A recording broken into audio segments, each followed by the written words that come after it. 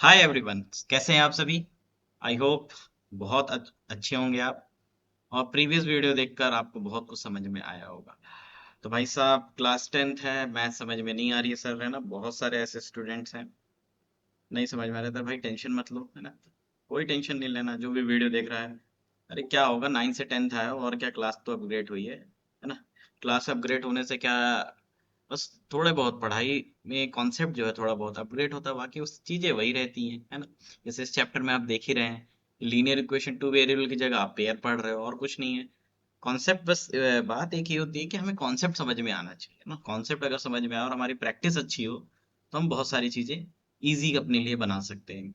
तो टेंशन मत लो, ठीक है। नहीं समझ में आता कोई बात नहीं, आप कमेंट करो क्या समझ में नहीं आता है। और हाँ, एक चीज और, बेटा, समझने के लिए इंपॉर्टेंट क्या है ना, कि आपको ना वीडियो को प्रॉपर अच्छे से देखना पड़ेगा। 1x में देखो, 2x में देखो, 1.5x में देखो, जैसे देखना है देखो, एक बार देखो, दो बार देखो, समझना पड़ेगा। ठीक है।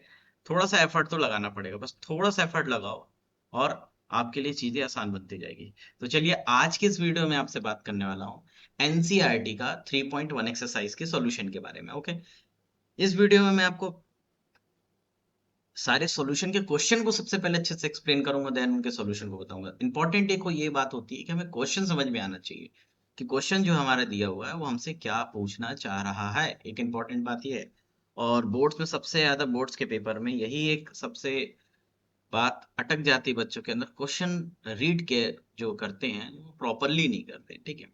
तो स्टार्टिंग से हम अपनी हैबिट बना के रखेंगे कि क्वेश्चन को हम प्रॉपरली रीड करें, देन उसका सॉल्यूशन करें। तो चलिए, वीडियो को शुरू करते हैं। ठीक है, बने रहिएगा वीडियो में अंत तक।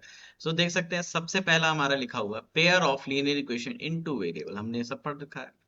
और अगर थोड़ी सी बात करूं रिकॉल करने की, तो रिकॉल कर लेंगे, थोड़ा सा कर लेते हैं, काम करते हैं, है ना। चलो कर लेते हैं।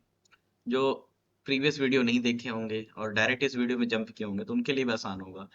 मैंने आपको बताया था भाई, pair of linear equation two variable मतलब आपको दो टाइप की इक्वेशन देखने को मिलेगी। एक हमें मिलेगी a1x प्लस b1y, है, प्लस c1 इक्वल्स टू 0। और उसका दूसरा जो जोड़ा है वो हमारा ऐसा मिलेगा हमें, a2x plus b2y plus c2 equals to 0। भाई ये दोनों जोड़े में रहते हैं, याद रखिएगा। पेयर, पेयर मतलब होता है जोड़ा भाई, है ना। रब ने बना दी जोड़ी यहाँ पे, वो वाला बात है कि भाई रब ने इनकी जोड़ी बना दी। ओके, अच्छी बात है भाई, रब ने बना दी जोड़ी।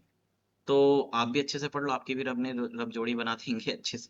तो लाइन 1, है ना। अभी टेंशन मत लो, दोस्त की जोड़ी अच्छे से बनाओ, और हमारी और अपनी जोड़ी पहले अच्छे से बनाओ, और बुक स्टडी की अपनी जोड़ी अच्छे से बनाओ।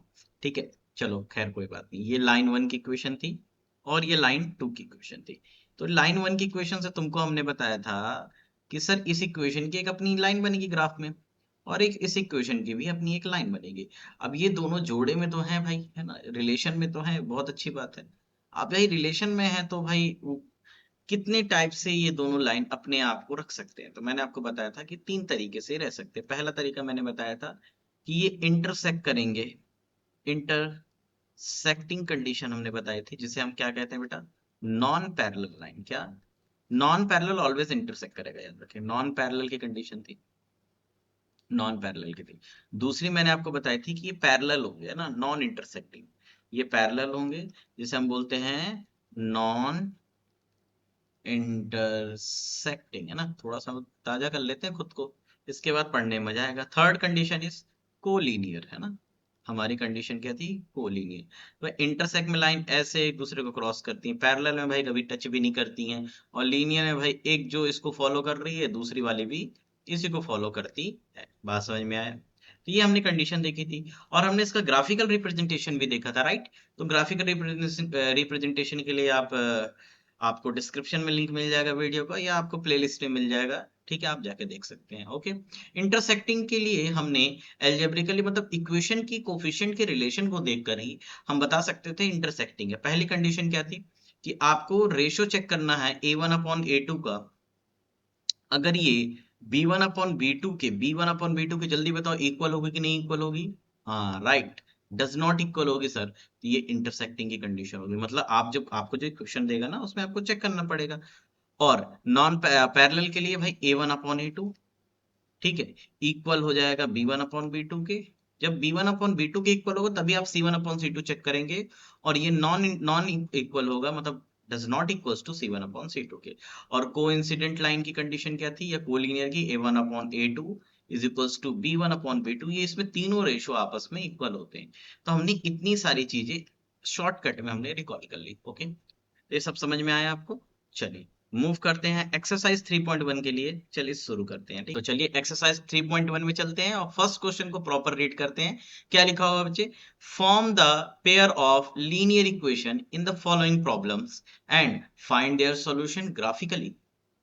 समझ में आया भाई? हमें कुछ क्वेश्चन दिए हैं यहाँ पे वर्ड में, उसमें से हमें linear pair of linear equation two variable की इक्वेशन फॉर्म करनी है, और इसके बाद उसको इक्वेशन को फॉर्म करके हमें इसको ग्राफिकली सॉल्व भी करना है।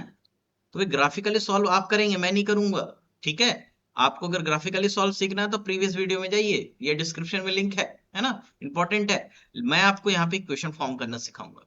और वर्ड प्रॉब्लम से सबसे इंपॉर्टेंट यहाँ पे एक्सरसाइज में, यहाँ पे बिगिनिंग है बेटा, कि आप वर्ड प्रॉब्लम को अच्छे से पढ़कर, कंडीशन को समझकर आप इससे इक्वेशन फॉर्म करना सीखेंगे। क्योंकि मैं आपको बताऊं 6 या आई थिंक 6 या 7 टाइप के वर्ड प्रॉब्लम होते हैं, ठीक है?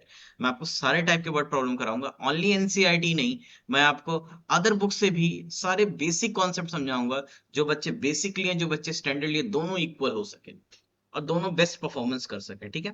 तो ज्यादातर देखता हूँ पहले तो सबके लिए रहता है कि हमें एनसीईआरटी को सॉल्यूशन दो, इसलिए पहला वीडियो मैंने एनसीईआरटी पर बनाया। इसके बाद फिर अगेन मैं आपको सारे कॉन्सेप्ट पढ़ाऊंगा, एक से एक क्वेश्चन आपको देने वाला हूँ, ठीक है? तो ऐसे ऐसे क्वेश्चन दूंगा जिसकी आप प्रैक्टिस करके एग्जाम में फुल मार्क्स ला सकते हैं इस चैप्टर में, ठीक है? तो चलिए फर्स्ट क्वेश्चन को रीड करते हैं। 10 student of a class 10th, वाह, ये क्लास 10th की बात कर रहे हैं, ठीक है? 10 student of a class 10 took part in a math quiz, उन्होंने मैथ क्विज में पार्टिसिपेट किया। In the number of girls is 4 more than, ये इंपॉर्टेंट लाइन है, ठीक है? ये इंपॉर्टेंट लाइन रहेगी। क्या लिखा है? ये कंडीशन हमारी है, if the number of girls is 4, number of girls क्या है? 4 है। पूरा इतना नहीं रुको पढ़कर, ये मोर देन, 4 ज्यादा है, मोर देन मतलब ज्यादा है, किससे? देन कंपेयर किया जा रहा है, किससे? द नंबर ऑफ बॉयज से। कि भाई नंबर ऑफ गर्ल्स जो हैं, अब देखो मैं इसको कैसे अंडरलाइन करता हूं, और इसको आप भी सीखो पढ़ना, ठीक है? The number of girls is मतलब सर इक्वल, देखो यहीं से मैं आपको इक्वेशन सिखा दूंगा। क्या मैंने बोला? कि द नंबर ऑफ गर्ल्स, है ना, इज मतलब equal 4 more, 4 more, more that means दिल मांगे मोर वाला मोर, है ना?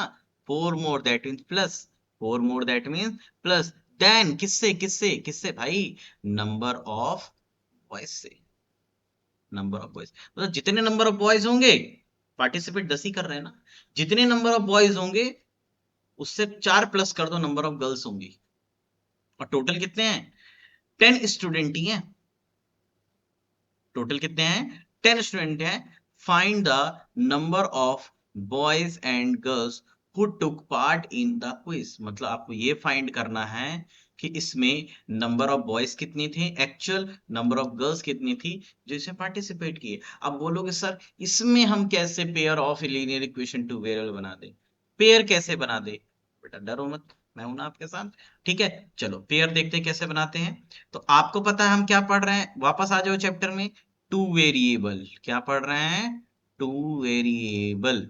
तो टू वेरिएबल भाई ये है तो दो वेरिएबल, एक भाई गर्ल्स है एक बॉयज है कि नहीं? दो वेरिएबल है, तो आप इसको कैसे करोगे? लेट, लेट कर लो ना, let the number of boys, हम पहले सबसे पहले बॉयज को मान लेते हैं, बी एक्स, हमने मान लिया बॉयज एक्स हैं, and and the number of girls, the number of girls be Y.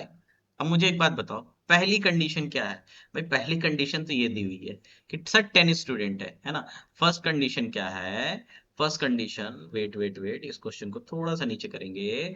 First condition is, first condition is what? कि number of boys and number of girl, total 10 student है, तो भाई number, total number of boys है ना, total, मैं आपको लिख के इसलिए बता रहा हूँ कि हमने माना है ना कि सर इसमें एक्स लड़के हैं, एक्स लड़के हैं और वाई लड़कियां हैं, और दोनों मिला के टोटल 10 ही स्टूडेंट थे। This is equation number 1। ठीक है, आपका पेयर का पहला आ गया जोड़ा, दूसरे को लेकर आओ। दूसरे की कंडीशन ये है भाई, दूसरे की कंडीशन क्या है कि नंबर ऑफ गर्ल्स को हमने क्या माना, वाई। सर वाई जो है, ठीक है, वाई जो है बॉयज से, ठीक है भाई, 4 मोर हैं गर्ल्स जो हैं, 4 प्लस नंबर ऑफ बॉयज। बात समझ में आई? नंबर ऑफ बॉयज को हमने एक्स माना था, ये आपकी कंडीशन दूसरी बनेगी। तो बेटा यहाँ पे हमें आपको इस फॉर्म में इक्वेशन को लिखना रहेगा। वैसे ये वाला भी सही है, ठीक है, मैं यहाँ बता देता हूँ कौन सा फॉर्म लिखेंगे आप always a1x plus b1y plus c1 का फॉर्म, एक फॉर्म याद रखिए, है ना। यहाँ लिखेंगे a2x plus b2y plus c2 equals to 0 को फॉर्म रखेंगे। और एक बात बताऊं, x कोशिश करिएगा x पॉजिटिव रखें, है ना। तो हमारी सेकंड कंडीशन हमारे अकॉर्डिंग टू द क्वेश्चन यहाँ पे है, ठीक है, मैंने यहां से लिख दिया सेकंड कंडीशन। आप क्या कर सकते हैं, y को उधर उठा के ले जाओ उधर, तो यहाँ 0, एक सेकेंड, हाँ, y को उठा के ले जाओ उधर, यहाँ पे इसको इरेज करेंगे। y जैसे उधर जाएगा यहाँ कुछ नहीं बचा, यहाँ 0 बचेगा, तो यहाँ आ जाएगा 4 + x - y। बताओ इसको मैं क्या ऐसे लिख सकता हूँ, क्या ऐसा लिख सकता हूँ, x - y, सॉरी 4 लिख रहा, x - y और देन +4 = 0।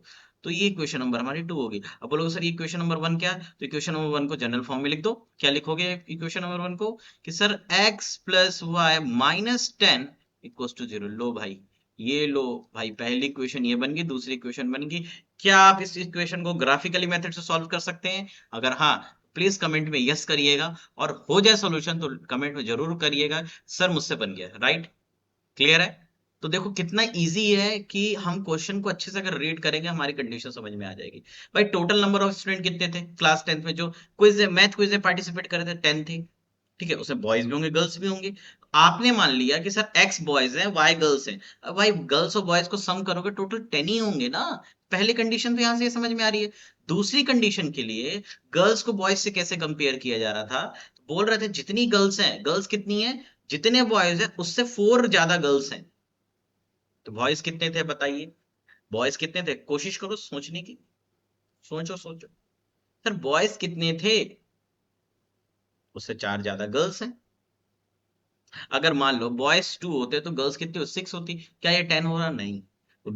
हमारे बॉयज 4 थे, ठीक है, हमारे पास हाँ, हमारे पास बॉयज को अगर हम 3 करेंगे, तब हमारे पास गर्ल्स आएंगी 7, 4 प्लस, हाँ 4 + 3 से, तब आपका ये आंसर आएगा। तो यहाँ पे मैंने ओरली निकाला, आप चेक करिएगा, आपका लाइन जो बनाओगे ना, आप जो ग्राफ बनाओगे, वो इंटरसेक्ट करेगा एक ऐसे पॉइंट पे, इंटरसेक्ट करेगा x, y पे, जहाँ x की जो वैल्यू होगी वो नंबर ऑफ बॉयज की होगी, जहाँ पे जो y की वैल्यू होगी वो नंबर ऑफ गर्ल्स की होगी। और मैं आपको बता दूं ये इंटरसेक्ट करेगा, ठीक है, आई थिंक, हाँ मैंने बोला बॉयज 3 होंगी और गर्ल्स 4, मतलब 3,7 पे इंटरसेक्ट करने वाला है। 3,7 इसका सोल्यूशन होने वाला है ना।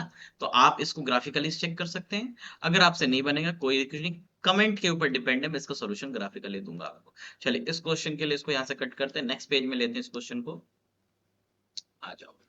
क्वेश्चन नंबर 2 इज, सबसे पहले आप वीडियो पॉज करके इस क्वेश्चन को ट्राई करेंगे, ठीक है, अगर आपको सच में सीखना है वीडियो पॉज करके ट्राई करेंगे, बाकी मैं यहाँ पे एक्सप्लेन कर रहा हूँ। Now question is, 5 pencil and 7 pens together cost ₹50, whereas 7 pencil and 5 pen together cost is 46। बहुत सिंपल क्वेश्चन है, बहुत सिंपल क्वेश्चन है। 5 पेंसिल, भाई 5 पेंसिल है, आप एक शॉप गए, आपने बोला भैया पेंसिल कितने की, भैया ने बोला ₹X की पेंसिल है या ₹5 की पेंसिल है, तो आप बोले भैया 5 पेंसिल दे दो आप मुझे। आप क्या बोल रहे हो, सुनो ध्यान से कैसे करना। भाई ₹5 की आपने ली एक पेंसिल, एक पेंसिल की कॉस्ट कितनी है, ₹5 की है।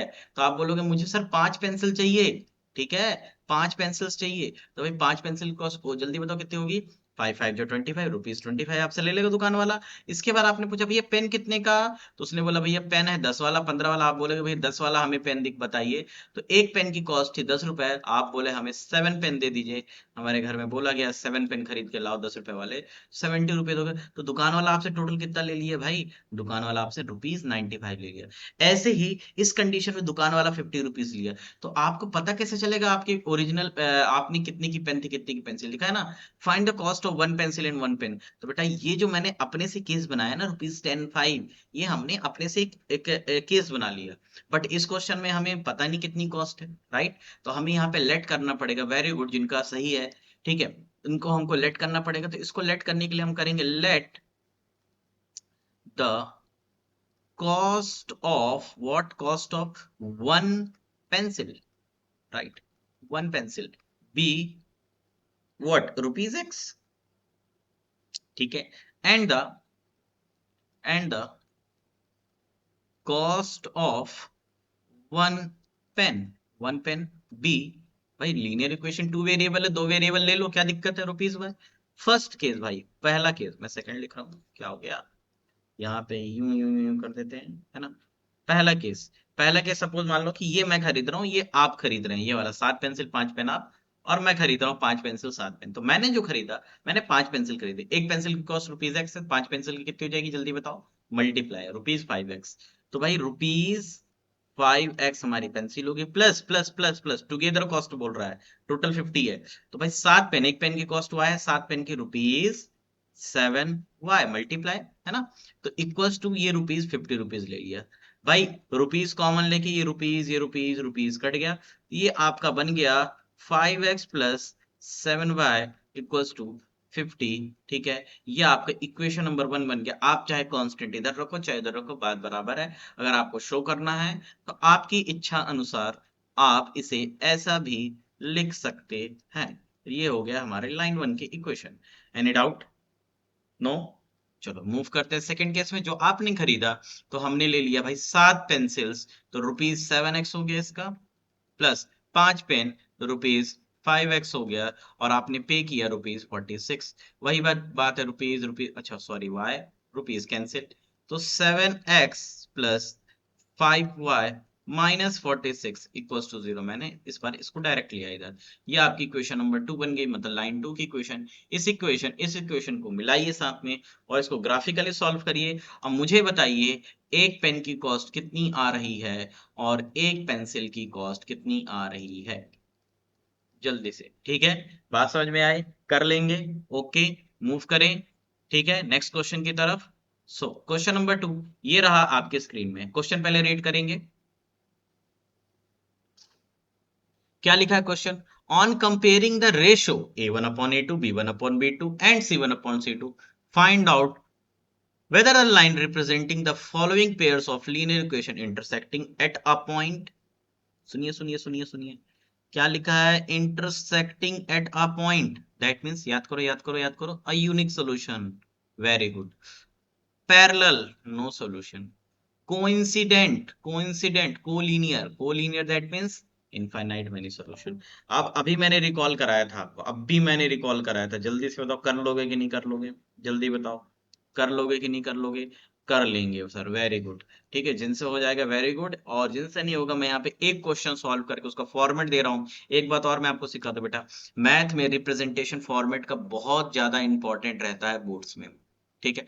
आपको कितना भी अच्छा सॉल्यूशन आता है, बहुत अच्छी बात है, अगर आप प्रेजेंटेशन अपना अच्छा नहीं करते हैं तो आपके मार्क्स वहां पे डायरेक्ट स्टेप के भी जा सकते हैं, और आप पक्का है कुछ ना कुछ आप गलतियां करेंगे ही करेंगे जिस एज में आप हैं।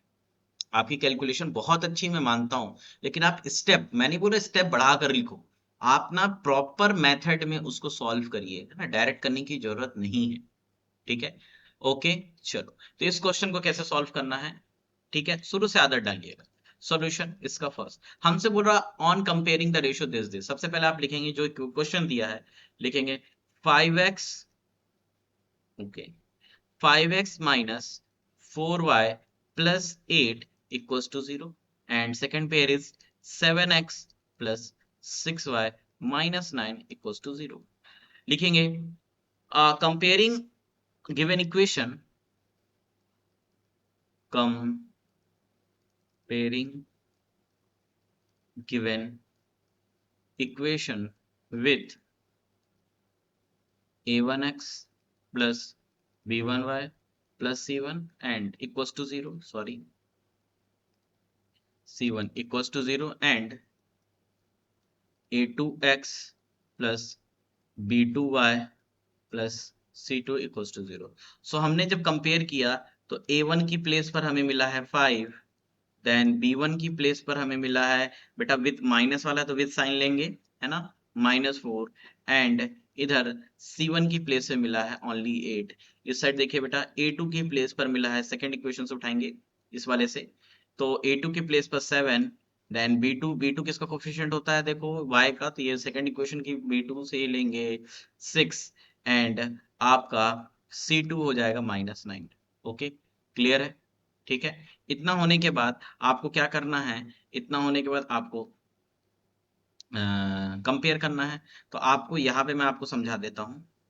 आप चेक करेंगे इसका A1/A2, क्या चेक करेंगे A1/A2, 5/7 कैंसिल हो रहा, क्या कैंसिल नहीं हो रहा सर, इसका आंसर 5/7 है, कॉमा लगाएंगे।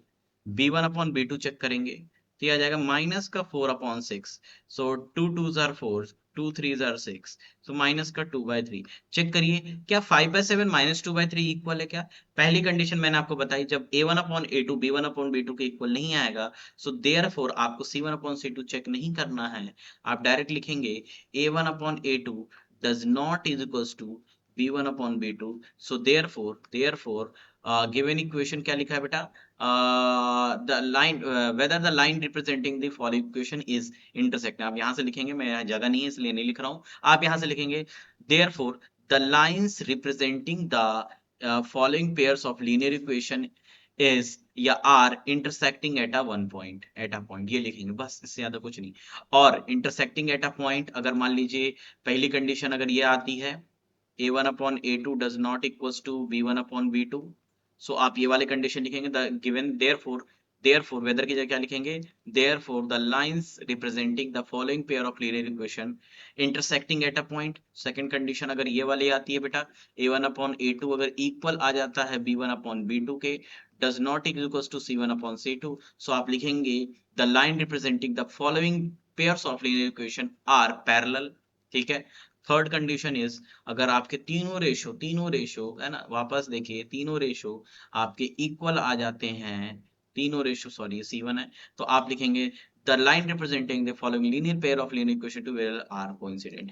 पहली कंडीशन के लिए लिखेंगे बेटा, दूसरी कंडीशन के लिए बॉक्स को रिप्लेस करेंगे इससे, तीसरी कंडीशन के लिए इससे लिखेंगे। बात समझ में आई या नहीं आई, कर लेंगे इसको सोल्यूशन प्रॉपरली, अगर कर लेंगे तो कमेंट में बिल्कुल यस करिएगा सर, हम सेकंड क्वेश्चन भी कर लेंगे, वेरी गुड, ठीक है। मूव करते हैं थर्ड क्वेश्चन की तरफ, चलो।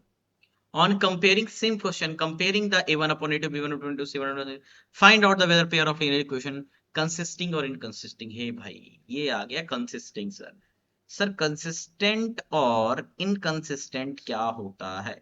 सेम प्रीवियस जैसा क्वेश्चन है, क्वेश्चन नंबर 2 के जैसा करना है। अब मैं आपको बता दे रहा हूं बस छोटा सा बात, लास्ट मोमेंट में जैसे आप लिखे, आपका जैसे मान लीजिए A1/A2 does not is equals to B1 sorry क्या लिख रहा हूं मैं, 2 मिनट, B1/B2 के आ जाता है, तो इसमें एक ओनली वन सॉल्यूशन मिलता है। कितने सॉल्यूशन मिलता है बेटा इसमें, वन सॉल्यूशन मिलता है। सो दूसरी कंडीशन मैं यहाँ पे तीसरी वाली पहले लिख रहा हूँ, A1/A2 अगर इक्वल आ जाता है B1/B2 के, और इक्वल आ जाता है C1/C2 के, आपको इसमें पता है इनफाइनाइट मैनी सॉल्यूशन मिलता है। और third condition is sorry second condition जो हमारी थी, A1/A2 अगर इक्वल आ जाता है B1/B2 के और does not is equal to C1/C2, so इसमें हमारा मिलता है नो सॉल्यूशन। इसमें हमारा क्या मिलता है बच्चे, नो सॉल्यूशन मिलता है। अब बेटा एक बात बताओ, कंसिस्टेंट सिर्फ कंसिस्टेंट की मीनिंग होती है पेयर ऑफ लीनियर, मैं आपको सिंपल लैंग्वेज में समझा रहा हूँ। कंसिस्टेंट मतलब होता है कि दोनों पेयर में एटलीस्ट एक सॉल्यूशन तो होना चाहिए, मैक्सिमम कितने भी हो चलेगा, लेकिन मिनिमम एक सॉल्यूशन होना चाहिए। अब आप एक बात बताओ, इसमें एक सॉल्यूशन मिल रहा है दोनों का कंबाइन, और इसमें तो बहुत सारे मिल रहे हैं। दैट मीन ये जो दो केस है, ये दो जो केस है, ये दो केस आपके किसके होंगे, ये वाले होंगे कंसिस्टेंट के। तो आपको क्या करना है, और इसमें सॉल्यूशन ही नहीं है तो ये वाला होगा इनकंसिस्टेंट, इनकंसिस्टेंट। ओके, तो लास्ट में आप क्वेश्चन नंबर टू में जब यहां पे आ जाएंगे, देयरफॉर करके क्या लिखेंगे, देयरफॉर करके लिखेंगे the following pair of, therefore करके क्या लिखोगे, सुन लो ध्यान से, बस लास्ट की चीजें चेंज है। लास्ट में ये जो पिंक वाली लाइन से लिख रहा हूं लास्ट में लिखेंगे, भाई यहां लिख दे रहा हूं पिंक वाले को, लास्ट में क्या लिखना है आपको, द देयरफॉर therefore या 10 भी लिख सकते हो, the following pair of linear equation two pair of linear equation are consistent, या अगर ये दोनों में कंसिस्टेंट, या अगर सिंबल में इसमें क्या लिखेंगे, इनकंसिस्टेंट। क्लियर है? हो जाएगा, हो जाएगा तो एक बार थम्स अप करेंगे हम। ओके, अरे बोलो, है ना, रिकॉर्डिंग है वीडियो तो क्या हो गया, आप तो देख रहे हो ना उस टाइम पे लाइव, बोलो। ओके, ये हुई ना बात। चलो क्वेश्चन नंबर 4 की तरफ मूव करते हैं। Last question number 4 I think last है क्या? वेट, हाँ जी, नहीं क्वेश्चन नंबर 5 भी है, ओ 7, ओ 7 तक के, चलो। सो क्वेश्चन नंबर 4 में आते हैं, कोई बात नहीं, बहुत आराम से हो जाएगा। क्वेश्चन नंबर 4 देखिएगा, which of the following pair of linear equation are consistent inconsistent, अभी आपको पता है आपको, हैं? If consistent obtain the solution graphically, बाप रे, अगर ये कंसिस्टेंट है तो इनकंसिस्टेंट में तो कुछ सोल्यूशन निकलेगा नहीं। कंसिस्टेंट है इसका मतलब आपसे क्वेश्चन ये कह रहा है कि आप भाई इसको ग्राफ बनाओ और इसका ग्राफ में जहां पे पॉइंट इंटरसेक्ट करेगा वो आप बता दो। और सर आप बोलोगे सर ठीक है, तो इसमें हम तो एक वाले में बता सकते हैं, किसमें, कि जिसमें sir a1/a2 equal does not equals to b1/b2 होगा, है ना। इसमें तो सर एक पॉइंट हम बता देंगे, लेकिन भाई साहब इसमें क्या करेंगे जिसमें हमारा तीनों इक्वल आ जाएगा? सर इसमें तो सर बहुत सारे पॉइंट है ना। तो आप इसमें ग्राफ तो बना देना, ठीक है, सॉरी ये वाला नहीं बनेगा ग्राफ, आप इसमें ग्राफ बना देना और लिख देना इनफाइनाइट मेरे सॉल्यूशन, है ना। ठीक है, इतना तो कर सकते हो। तो सबसे पहले क्या प्रोसेस है जल्दी बताओ भाई। सबसे पहला काम है तुम्हारा इस इक्वेशन को, वेट, सबसे पहला काम इस इक्वेशन को कंपेयर करना। किससे? सबसे पहले क्या करोगे आप, इक्वेशन को पहले ऐसे लिखोगे, x plus y minus 5 equal to 0। Sir ये -5 कहां से आया? इस 5 का कान पकड़ के इस बंदे को भाई उठा के इधर ले आओ। जब ये बॉर्डर चेंज करेगा इसका नेचर चेंज हो जाएगा, है ना। तो भाई इसको उठा के हमने बॉर्डर में फेंक दिया, बॉर्डर के उस पर फेंक दिया, इसका नेचर बदल गया। बदल गया कि नहीं बदल गया? ठीक है। और इसके बाद दूसरा पेयर ये है भाई साहब, इसका 2x प्लस 2y, इसको भी कान पकड़ के उधर ले जाओ, -10 इक्वल टू 0। आप क्या लिखोगे, आप क्या लिखोगे? Comparing this equation with a1 x plus b1 y plus c1 equals to 0 and a2 x plus b2 y plus c2 equals to 0, ये आप कर सकते हो, बहुत समझदार बच्चे हैं, वेरी गुड। ठीक है, तो आप इसका चेक करेंगे a1/a2, है ना। a1/a2 क्या बेटा? 1/2। इसको चेक करेंगे इसका b1/b2, वेरी गुड, अगेन 1/2। इसको चेक करेंगे इसका c1/c2, अगेन चेक करेंगे -5/-2। ओ तो इसका मतलब ये क्या है भाई? 1/2 इक्वल है? सर ये तो इक्वल नहीं है भाई साहब, ऐसा नहीं होता है, सॉल्व करना पड़ता है।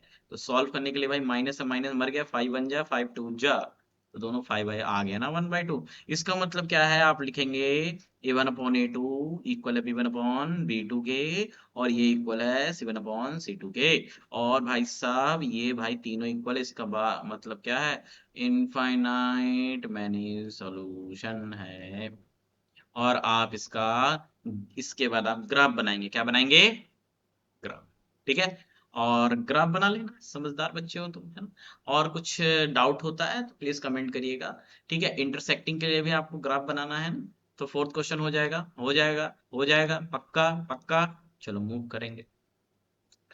Now half the perimeter of rectangular garden, भाई रेक्टेंगुलर गार्डन, रेक्टेंगुलर गार्डन का ऑफ मतलब का पेरीमीटर का half the perimeter of a rectangular garden whose length is 4 metre more than its width.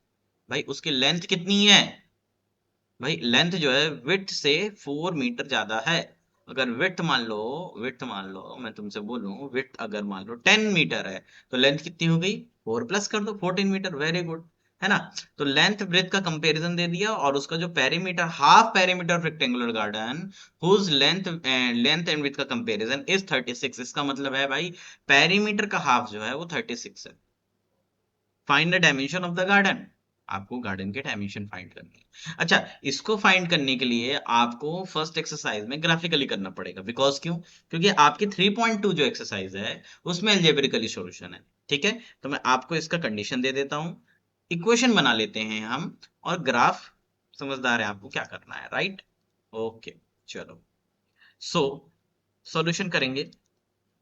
Solution is, let the length of a rectangular garden, okay, b x है ना, and what width of a rectangular garden b y, ठीक है।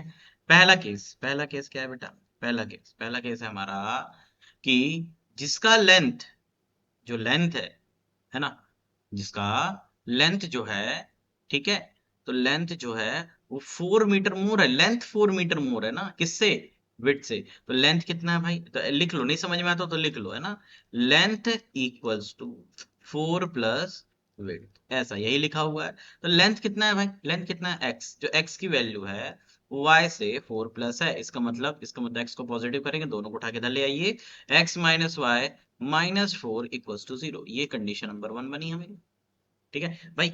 मैंने आपको क्या बताया, जब ये दोनों उधर जाएंगे, प्लस वाई उठ के उधर गया माइनस वाई, प्लस 4 उठ के गया माइनस 4।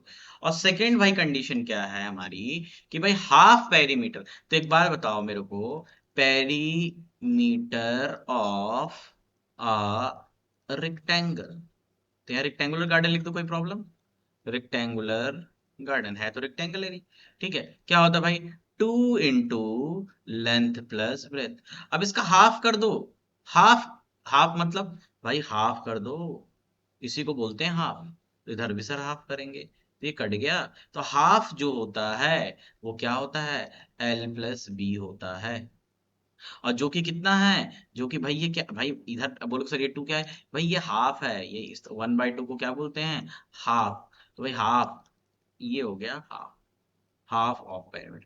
और जो कि कितना है भाई, ये 36 मीटर है, मतलब लेंथ प्लस ब्रेथ आपको दे रखा है 36, समझ में आया, नहीं आया समझ में, पेरीमीटर का हाफ तो करना था भाई, 2 इंटू एल प्लस बी होता फॉर्मूला, आधा कर दो, half of perimeter length plus breadth हो जाएगा, तो जो कि 36 है, तो लेंथ की वैल्यू हमारी एक्स है, ब्रेथ की वैल्यू वाई है, इक्वल है 36 मीटर के, ठीक है। तो यहां से आपका ये बन जाएगा x plus y minus 36 equals to 0, equation number 2। तो यहाँ पे मैं बॉक्स में लिख देता हूँ, दो इक्वेशन आपने क्या बनाई, x minus y minus 4 equals to 0, and दूसरी आपने बनाई x plus y minus 36 equals to 0। इन दोनों को आप बाय ग्राफिकली मेथड से सॉल्व करोगे, कहीं ना कहीं जाके इंटरसेक्ट करेगा, और जो इंटरसेक्ट करेगा उसमें जो x और y आएगा, x क्या होगा लेंथ, और y क्या होगा बेटा, विड्थ होगा। समझ में आया या नहीं आया, ओके। मूव करते हैं नेक्स्ट क्वेश्चन की तरफ। लिखा है given given the linear equation this, right another linear equation in two variables such that geometrical representation of, okay बहुत सिंपल है, देखो क्वेश्चन अच्छे से रीड करो, पहले गिवन क्या है, गिवन 1, गिवन क्या है भाई, 2x गिवन है प्लस 3y गिवन है, बहुत अच्छा प्रैक्टिस क्वेश्चन है ये। आपको एक और पेयर लिखना है यहाँ पे, मतलब आपको यहाँ पे a2x plus b2y plus c2 की जगह बताना है क्या आएगा, पहले इंटरसेक्टिंग की केस में, दूसरा पैरेलल के केस में, तीसरा कोइंसिडेंट। आपको पता है इंटरसेक्टिंग के लिए सर दोनों को इक्वल नहीं करना है, इक्वल नहीं करना तो कुछ भी अपने मन से लिखना है भाई साहब, है ना, ऐसा नहीं कि जोर जबरदस्ती है ना। अच्छा इसको क्यों रेस कर रहा है, तो पहली कंडीशन अगर मैं इंटरसेक्टिंग की बनाऊं, मैं बना रहा हूं, आप अपने मन से कुछ ही बनाइएगा, है ना, इंटरसेक्टिंग की बनाओ, तो मेरे पहली कंडीशन क्या इंटरसेक्टिंग की, कि सर a1/a2 इक्वल नहीं होने चाहिए b1/b2 के, तो भाई और C1 से क्या ही मतलब है, तो मैं एक काम करता हूँ, चेंज कर लेता हूँ, है ना, ये 2/3 कर देता हूँ, इसको 3/2 कर देता हूँ, तो मैं इसको ऐसे लिख देता हूँ, देखो 2x plus 3y minus 8 equals to 0, और इसको लिख देता हूँ मैं 3x प्लस 2y, और यहाँ लिख लो माइनस का या प्लस का 1 लिख लो, है ना, इक्वल्स टू 0, ठीक। तो ये पहला आपका आंसर हो गया। दूसरा कंडीशन क्या हो सकती है हमारी, पैरेलल की, पैरेलल लाइन की।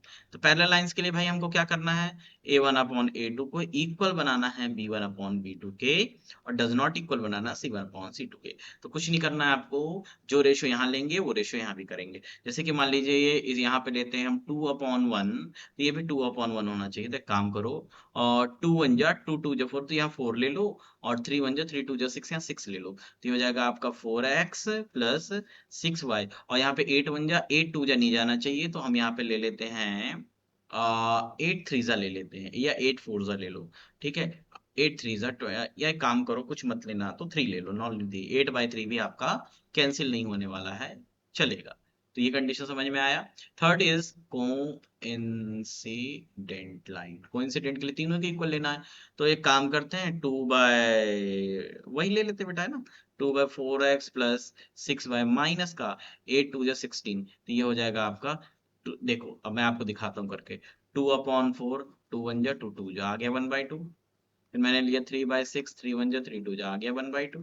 फिर मैंने लिया -8 और 8 2 -6, माइनस माइनस 8 1 8 2 तो आ गया बेटा 1/2। मतलब हमारा सही है।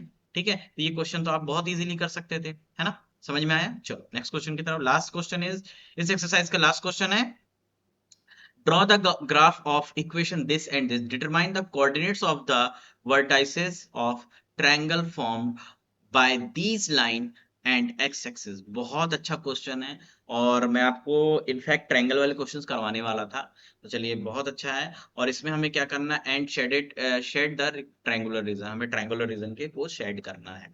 तो चलो सबसे पहले हम सॉल्यूशन निकाल लेते हैं, और इसके बाद हम पहले इसका ग्राफ बनाते हैं, इसके बाद मैं नेक्स्ट लाइन समझाता हूँ। पहले हम लेंगे x माइनस वाई प्लस 1 = 0। तो पहले हम इसको फटाफट मैं जल्दी जल्दी सॉल्व कर लेता हूँ। तो x minus y equal to -1, x की जगह y की जगह अगर माइनस पुट करते हैं x इक्वल टू 0। चलो तो -y is equal to -1, minus से माइनस कैंसिल, y की जगह आ गया 1।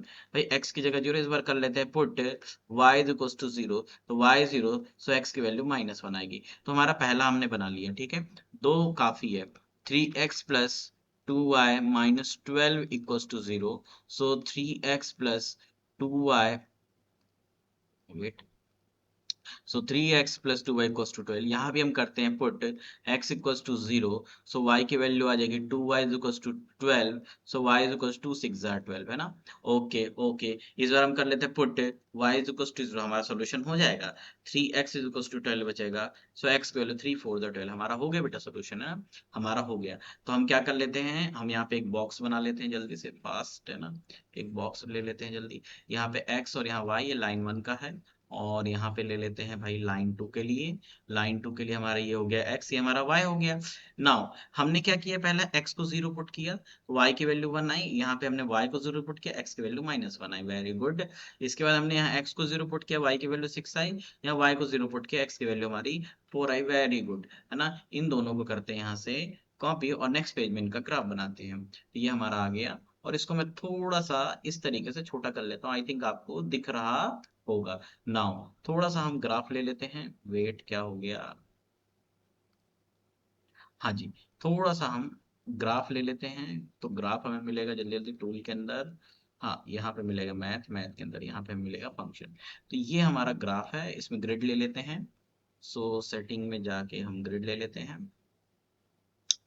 ओके, सो ग्रिड आ गया हमारे पास। तो देखो पहले लाइन बनाएंगे x0 y1, x0 y1 I think यहाँ आएगा एक पॉइंट, ओके। देन x-1 और y0 यहाँ पे आएगा, बहुत पास मैंने ले लिया, कोई बात नहीं, लाइन ज्वाइन करना है हमें। तो हम एक लाइन ज्वाइन कर देते हैं यहाँ से ऐसे, और इस लाइन को हम थोड़ा सा ऐसे ऊपर करके एक्सटेंड कर देते हैं, इसको आगे की तरफ, है ना। आप भी ऐसे कर सकते हैं, आपके पास तो कॉपी पेन होगा। और इस लाइन को थोड़ा सा हम क्या कौन सा कलर करते हैं, पिंक कर लेते हैं, ग्रीन कर लेते हैं, ग्रीन दिखेगा क्या आपको, व्हाइट कर लो यार, सबसे अच्छा है व्हाइट, है ना। थोड़ा सा इसको और ऊपर करके ग्राफ में पूरा ले लेते हैं ना, अच्छा रहेगा, राइट। और हम इस पॉइंट को इस तरीके से दे देते हैं। बड़े आराम से पढ़ो, कोई टेंशन नहीं है भाई, टेंशन क्यों ले रहे हो, है ना। कोई बात नहीं, थोड़ा सा वेट हो जाएगा, और इसके ऊपर इक्वेशन लिख देना, आपको पता ही है। सेकंड सेकंड सेकंड, है ना, सेकंड हमें लेना है x0 y6, यहाँ पे आ जाइए बच्चे, यहाँ पे है। और x4 y0 यहाँ पे आएगा बच्चे। ठीक है, तो अब यहाँ से भी लाइन हमें ज्वाइन करना है, तो ये कुछ ऐसा ज्वाइन होगा। इसको भी थोड़ा सा ग्राफ में रखेंगे, और ये ऐसा आएगा लाइन, करेक्ट। थोड़ा सा कॉपी में आप बनाएंगे एकदम परफेक्शन आएगा, ये आएगा, है ना। और इसके कलर को हम दे देते हैं व्हाइट, रहने देते हैं, थोड़ा सा अच्छा लगेगा, ओके, डन। सो यहाँ पे हमारा ये आ गया आपका, ये लाइन 1 का आ गया बच्चे, और ये लाइन 2 का आ गया। अब आप देखिए ध्यान से, आपसे क्वेश्चन में क्या बोल रहा है, आपसे बोले determine the coordinates vertices of the triangle formed by these line and x axis. सुनिए सुनिए, आपको कोऑर्डिनेट्स डिटरमाइन करना है ट्रायंगल का। कैसे भाई, दो लाइन से ट्रायंगल कैसे बनेगा? भाई दो लाइन नहीं है, आपसे बोल रहा है एक्स एक्सिस को भी इंक्लूड कर लो ना। तो ये दो लाइन और ये रही बच्ची, ये एक्स एक्सिस है। तो एक्स एक्सिस को कलर करेंगे कलर करेंगे कलर करेंगे, मैं ऐसे दिखा रहा हूँ, मैं हटा दूंगा अभी। देखो जरा, ये लाइन से कौन सा ट्रायंगल बन रहा कि नहीं बन रहा, बन रहा कि नहीं बन रहा बताओ। तो ये आपका ट्रायंगल बनेगा, इसको करते हैं शेडेड। तो हम पिंक से जरा शेड कर देते हैं, मतलब हमारा कोऑर्डिनेट एक ये है सर, और एक ये है, और यहाँ पे एक ये है। और इसको हमको सेट भी करना है, तो ऐसे ऐसे ऐसे ऐसे बहुत प्यार से ऐसे ऐसे सेट कर देना।